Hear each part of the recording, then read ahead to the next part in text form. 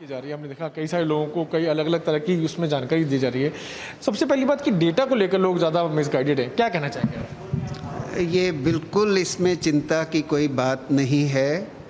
जितनी ऐप्स आप सुबह से लेके शाम तक रोज़ाना इस्तेमाल करते हैं, उन सब ऐप्स के मुकाबले ये बिल्कुल प्राइवेसी के लिए बनी हुई है। ये आपके प्राइवेसी को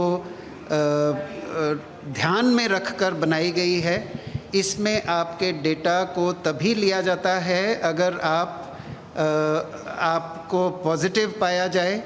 शुरू में जो आप डेटा देते हैं अपने आप को रजिस्टर करने के लिए, वो डेटा और जो आप सेल्फ असेसमेंट का डेटा देते हैं, वो डेटा सर्वर पर ले जाया जाता है, उसको हिफाजत से रखा जाता है, सुरक्षित रखा जाता है, एनक्रिप्टेड रखा जाता है।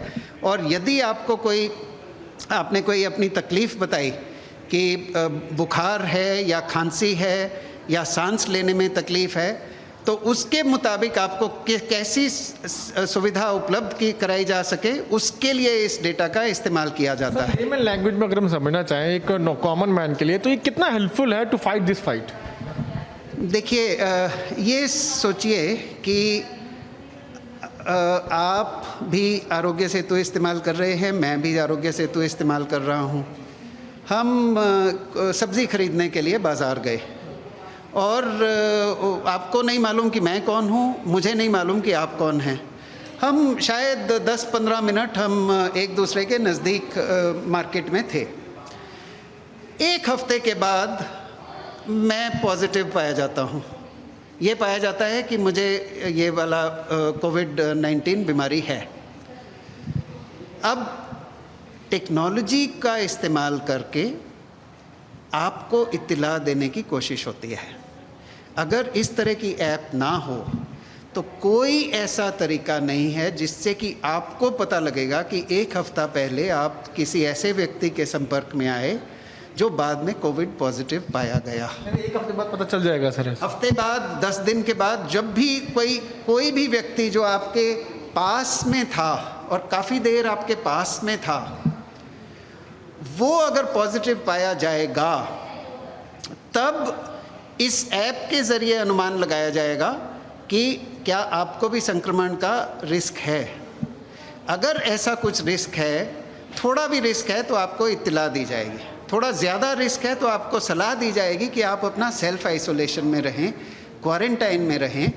अगर आपको इस तरह के कोई सिम्टम्स नज़र आएँ तो आप उसको सीरियसली लें। एक आखिरी प्रश्न मैं लूँगा सर कि इस ऐप को यूज़ करने के लिए आप लोगों को क्या सजेशन देना चाहेंगे कि क्या हर आदमी को इसको डाउनलोड करने की बात तो सरकार कह ही रही है, लेकिन इसको यूज़ अगर किया जाए और कितने लोगों तक पहुँचे और कितना ये हेल्पफुल होगा सर आगे के लिए? आप पूरे देश की बात छोड़िए, आप अपने आसपास के लोगों को देखिए, खुद को, अपने परिवार के सदस्यों को, अपने मोहल्ले के सदस्यों को, जहाँ पर आप किसी दुकान पर जाते हैं उस दुकान को, जहाँ पर आप कोई पब्लिक ट्रैवल फैसिलिटी इस्तेमाल करते हैं, उस ट्रैवल फैसिलिटी में जो लोग हैं वो, जिसके भी आप संपर्क में आते हैं, यदि उनके पास ये ऐप डाउनलोडेड और रनिंग कंडीशन में हो तो आपको और उन सबको इसका फ़ायदा होगा। हम बात करने के लिए तो ये कहीं ना कहीं फ़ायदे जो हैं आरोग्य सेतु ऐप के वो बता रहे थे एम्पावर्ड ग्रुप 9 के चेयरमैन अजय साहनी जी। कैमरामैन सुरेंद्र रावत के साथ मैं Piyush Mishra, Republic media network के लिए। Let's go across to our executive editor Abhishek Kapoor for more on this. So Abhishek, we just heard how the Empowered Committee 9, the Group 9 chairperson himself, Ajay Swani, making a clarity on this entire controversy that had erupted on the Arogya Setu app and the misinformation on the app and how it is unsafe. Several political leaders also came out and raised their point. Take us through the details of the same as to how the government in a way has made sure that this app is as secured as possible and being used for the purpose of tracing and tracking people who might have COVID. Well, Richa, this has been explained many times earlier, but it seems that the opposition is only interested in repeating a bunch of lies so that people forget the facts. Now, what are the facts? Facts are it's a technology app, it's a GPS-based app. Everyone uses Google Maps these days and they use Facebook. and they are tracked by American corporations.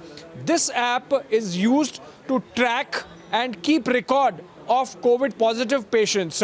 Now what happens is typically once you have an app and you register yourself as a non-COVID person or a COVID person, the app generates a data point so that in the vicinity of that app, whosoever has that app also, they would know that they are either in the vicinity of a COVID person or not. That's the simple dynamics, as simply as I can explain them in terms of technology. Having said that, so far as safety measures are concerned, the government has said that the entire data set of Arogya Setu app remains on Indian servers within the custody of the government and protection of the government of India. 2, that all data gets exterminated after 45 days. So it's not that it would be tracked permanently. 3, that you have the freedom to remove the app from your phone once COVID tapers off and we are out of COVID and vaccine is found. So it's not like a permanent surveillance mechanism as it is being made out to be. So these are the clarifications which are being given not for the first time, not explained for the first time, but then there are people who have problem not of understanding of facts, but problem of politicizing or actually playing mischief also. And that is what we are seeing so far as this Arogya Setu app is concerned, Richa.